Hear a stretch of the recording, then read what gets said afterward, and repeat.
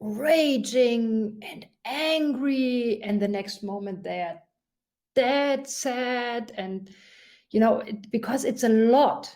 It's a big process. It's a big inner work to do if when you wake up, like after years or decades, right?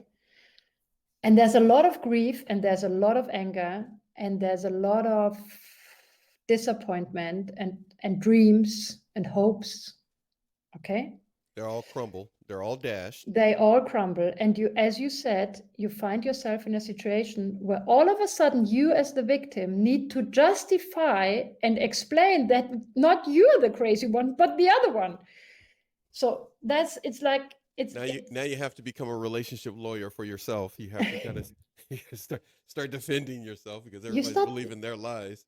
Exactly, Uh, exactly. Crazy. And so I'm going to break the news. I think I wrote that the other day in one of my posts. Leaving, if you are, for example, in an intimate relationship, leaving is the first and the most important step. But it's by far not the end. Not even close. Because only because you left doesn't mean that the abuse stops. And that we don't, we tend to not tell people. So I always prefer to see reality as much as I possibly can. So then I can be prepared, and then I'm not surprised by what I thought this was over. I thought it was over with. I moved I, on. I I moved forward, and exactly. I went no contact. I moved on. I have whatever, and then this person re- continues.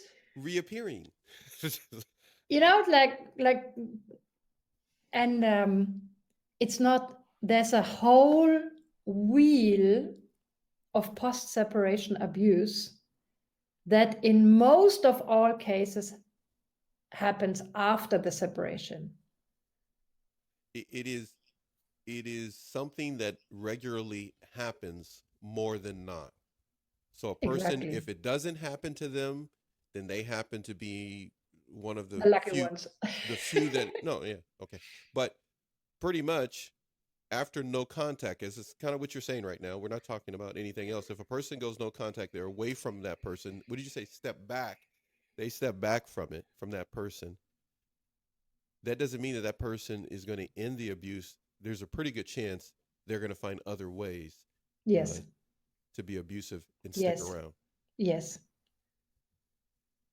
And that's a real bummer, because leaving takes Yeah. all your courage, takes all your strength. Finances, Finances, connections, and lawyers, friends, lawyers. Yeah. connection, friends, shelters. I mean, there's women who have like not a dollar on their account. It's some people I'm talking to. It's heartbreaking. Yeah. It's It is. unbelievable. Yeah. Yeah. And then you finally made it. They finally made it, and they go like, "Woof! Now I can rest." Yeah. And then the whole thing, there's I forgot her name, but it's a pretty famous website. It's One Mom's Battle Yes. it's a Tina. US. Yes. Tina Tina. Swiffen, Yeah. exactly. Yes. Tina. Yeah. And she developed that wheel of Yes, she did. post-separation abuse. Yeah.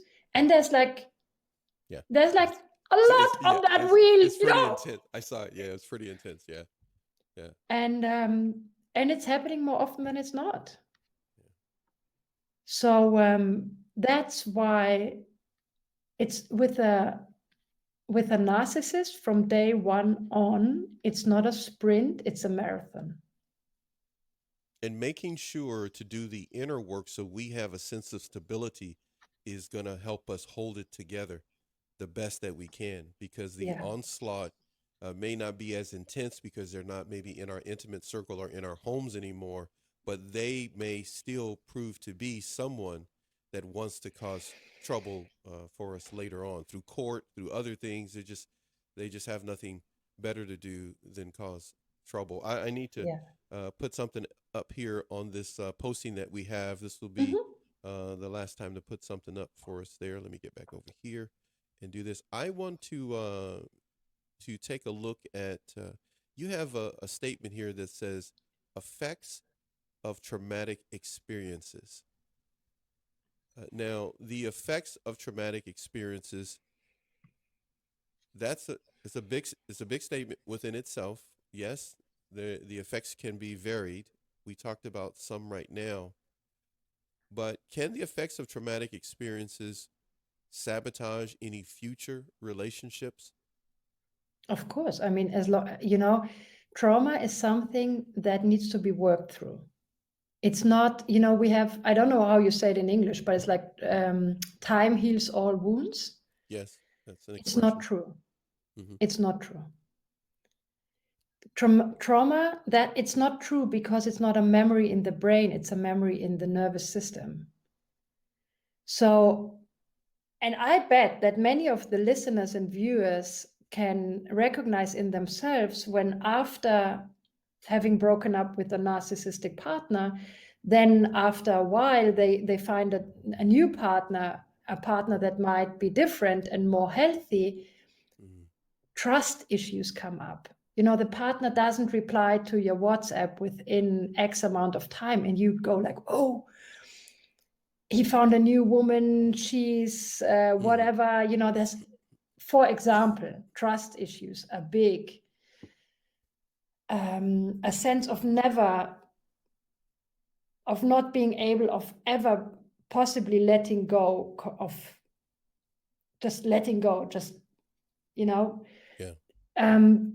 Many effects. So that's why we need to, I always tell my clients,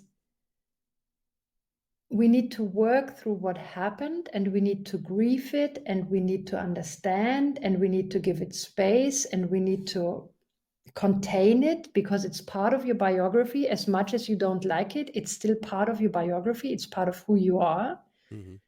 It's part of what you went through, in order to then, in baby steps, start to learn to relate in a different way. Because that insecurity, for example, that we learned with the narcissist, because that's one of the narcissist's biggest joy, is to keep you in constant insecurity, that we need to, when you have a healthier partner, you also don't want to bother that partner all the time. Where are you? What are you thinking? What are you doing? Why don't you write? Right. Where you now? Because you can see that is not helpful. That is not, some other people don't enjoy much being around a person like that. So we need to start to contain and hold our own insecurity. So there's a lot that we need to unlearn, or that we can unlearn and heal.